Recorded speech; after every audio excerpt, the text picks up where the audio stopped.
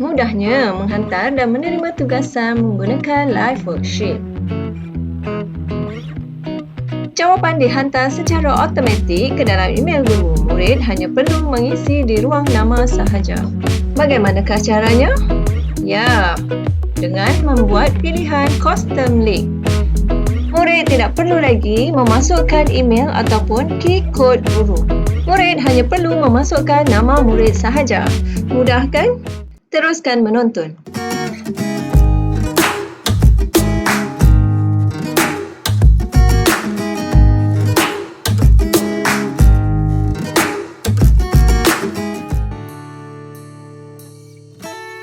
Mari lihat tunjuk cara membuat ketetapan pada tugasan di Liveworksheet, iaitu cara memasukkan tugasan, membuat ketetapan dan salin pautan. Pertama sekali, guru perlu membuka Liveworksheet di web browser masing-masing. Jangan lupa buka atau masuk akaun peribadi Liveworksheet masing-masing. Setelah itu, guru boleh memasukkan lembaran tugas yang ingin diberi kepada murid. Bina tugasan mengikut kreativiti masing-masing. Jika guru mahu memasukkan video untuk tontonan dalam tugasan, guru-guru perlu mencari link video yang mahu dipaparkan. Salin pautan atau link yang telah ditemui. Kemudian paste pada ruangan kotak yang dipilih. Kemudian sambung semula membuat penyuntingan untuk tugasan kepada murid.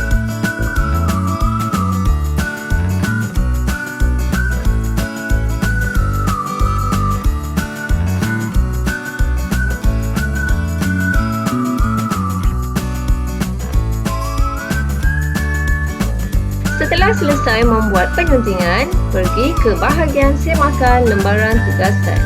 Semak semula lembaran yang telah dibuat. Jika terdapat kesalahan, guru boleh mengubah dengan pergi ke bahagian penyuntingan semula. Jika telah siap, pergi ke bahagian simpanan. Pilih share tugasan dan lengkapkan maklumat untuk lembaran tugasan.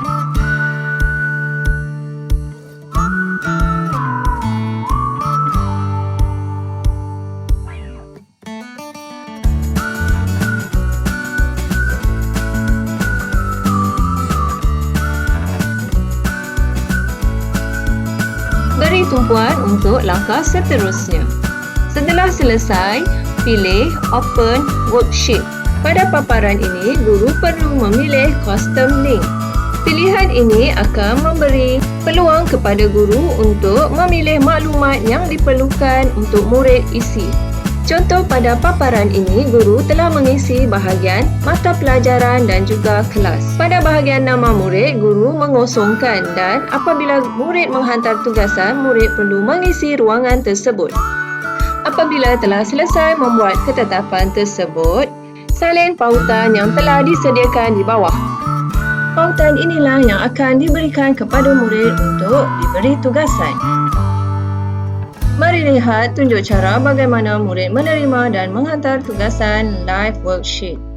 Yang pertama, paparan akan menunjukkan cara menyelesaikan tugasan dan yang kedua, menghantar tugasan. Setelah murid-murid menerima pautan tugasan daripada guru, murid akan pergi ke pautan tersebut dan menyelesaikan tugasan itu. Selesai membuat tugasan, murid akan menghantar maklumat nama kepada guru.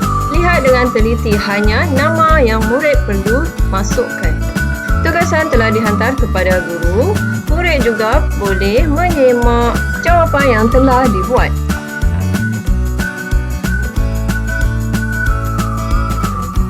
Paparan seterusnya adalah tunjuk cara bagaimana guru menyemak penghantaran tugasan murid, iaitu dengan membuka email guru ataupun buka di akaun Liveworksheet pribadi. Guru boleh membuka email dan menyemak tugasan murid di situ.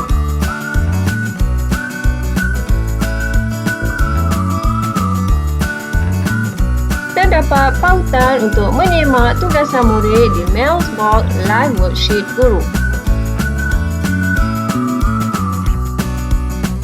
kedua adalah guru boleh terus masuk ke akaun Liveworksheet dan semak di bahagian mailbox. Terdapat kompilasi jawapan-jawapan yang telah diberikan dari murid. Satu tips yang boleh diberikan di sini adalah jika bermasalah untuk share worksheet yang telah dibuat, guru-guru boleh gunakan web browser yang berbeza. Seperti yang dipaparkan di sini, terdapat dua web browser yang terdapat di komputer ini. Saya telah menggunakan Google Chrome untuk membuat tugasan kepada murid di Liveworksheet. Namun, apabila saya memilih mode share untuk membuat simpanan tugasan ini, paparan ini mengambil masa yang lama untuk memberi respon ataupun kadang-kadang tiada respon langsung. Jadi, saya mengambil langkah untuk menukar web browser kepada Edge. Ternyata keputusan yang tidak mengecewakan. Mungkin rakan-rakan lain boleh mencuba tips ini. Baik, untuk yang terakhir sekali sebelum saya mengakhiri perkongsian ini, mari kita lihat perbezaan share dan private ketika membuat penyimpanan worksheet.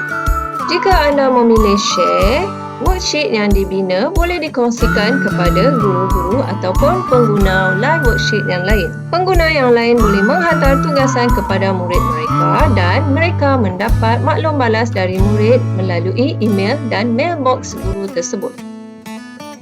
Manakala jika memilih private untuk penyimpanan, guru lain boleh berkongsi pautan tersebut, namun segala jawapan yang telah diberikan oleh murid akan sampai ke mailbox atau email guru pemilik asal worksheet tersebut.